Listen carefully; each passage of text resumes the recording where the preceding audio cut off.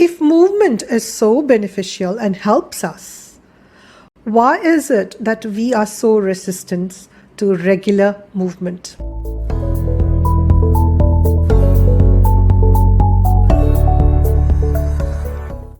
Why is movement medicine? Carol Welch has explained this very beautifully. She says, movement is a medicine that creates change in a person's physical, emotional, and mental states. And we all know the correlation between movement and a person's physical state. When we move for 15 to 20 minutes, the blood flows much better, and it is very beneficial to the cardiovascular system. But that's not the only system that benefits. Every system in the body, every organ in the body benefits because of regular movement. Our digestive system functions much better. The lymph works much better at removing waste and toxins out of the body, especially if we have worked up a sweat. And getting rid of waste is always a good thing. We sleep much better. And when we move regularly, we seem to have much more energy, vitality, and stamina to do our day's work. We don't get tired that easily. And when we move, if we are having minor aches and pains in different muscle groups of the body, and we can overcome that inertia of rest, we will find that after 15 to 20 minutes, the muscles get much better blood supply, and those minor aches and pains seem to fade away. I've tried this many times after being convinced of it by my sister, and I have found that this works every time. But it's not just the physical body that benefits. Our emotional state also benefits. When we move regularly, we develop a positive outlook on life. We feel greater confidence and an ability to manage life's ups and downs in a much better manner. That mental resilience to stress and tension is very evident when we start moving regularly. Especially at times when we feel overwhelmed or anxious, just scheduling a 15 to 20 minute session of movement, we will find that that anxiety seems to reduce and that overwhelm also seems to be manageable. When we are going through difficult times, either a very difficult day or a difficult period in life, just focusing on one thing that can be controlled, and that is a 15 to 20 minute movement break. We will suddenly find that life is not so unmanageable, and that maybe I can manage life in these difficult times.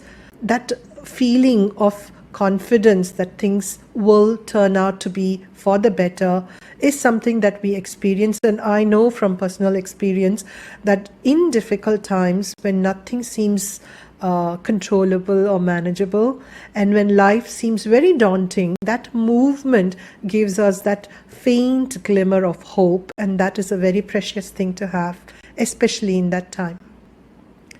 What about our intellectual ability? A lot of studies have been done to prove the relation between movement and our brain's capacity. We think that doing Sudoku puzzles and crossword is a good way to exercise the brain. But exercising the body is an equally beneficial way in which we can exercise the brain. When we move, our brain's ability to learn and remember is increased. Our mental decline is arrested, and the brain releases some neurochemicals that not only make us feel good, but also help us to focus much better. In fact, when we feel that there is a problem that is not solvable, just putting the problem aside, taking a movement break and coming back, we'll suddenly find that we are experiencing deja vus and unique solutions that are just suddenly popping up in our mind. And all of this is because the body and the mind work very closely together. In fact, if all schools and colleges had movement breaks scheduled regularly, we will find that the learning environment is not so stressful and that students are able to enjoy that process of learning and coming up with creative solutions to their own assignments. And if every organization, I know some organizations do this, but if every working organization were to give that much importance to movement, then the organization will find that its employees, first of all, the employee retention increases, and secondly, the employees are able to contribute in a much more productive and creative manner. If movement is so beneficial and helps us, why is it that we are so resistant to regular movement? In fact, if someone were to bottle movement in a capsule, I think they would make millions. And yet, we find that something that's available to us freely is something that is very difficult to do consistently. Why is that? We all know the benefits of movement. All of us know the benefits of movement. It's implementing an effective movement in our life that is the most difficult. And so I'm going to just talk about what are the obstacles that prevent us from having a regular movement break, even though we know it's important. So the first reason that I like to understand this is that most of us, we are living in our mind, in our thoughts, rather than in the body. And movement is of the body. So making that shift from living in the mind to the body becomes difficult. And actually that is one of the huge side effects of a movement break, is that it breaks that cycle of overthinking, analyzing, and being constantly thinking about something to grounding ourselves using the body. That's the advantage. But we are not able to do that because most of us are living in our minds.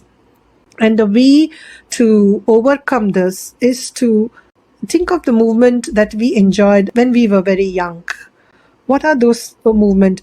Was it games? Was it sports? For me, it was long jump. I don't have access to a long jump. I don't think my body is able to do long jump right now, but that used to give me a lot of joy. And the other thing that used to give me a lot of joy is swinging.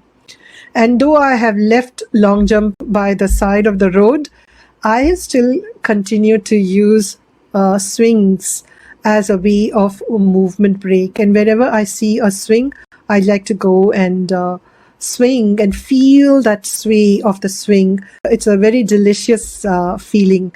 So finding a movement that will rekindle that childlike delight that I had when I was young is one way to overcome that obstacle. And the other one is to provide variety. If I'm going to use the same kind of movement day in, day out, it becomes monotonous. But if I'm able to find some kind of a variety, then it becomes easier to implement it. And the last one, and this is the one this is the strategy I'm adopting right now, is if I am too ambitious and I want to achieve so many miles or so many kilometers in a day, and I'm not able to devote that kind of a time, then it becomes difficult. But if I'm able to split that movement break into 5 minutes here, 5 minutes there, 10 minutes here, 20 minutes there, and pepper it through the day, that becomes easier.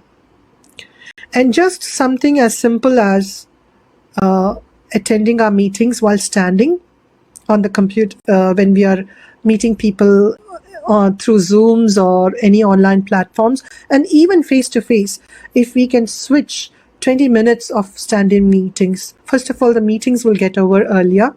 Secondly, it gives a welcome relief to the body, and that's almost equivalent to the kind of movement that we may be doing.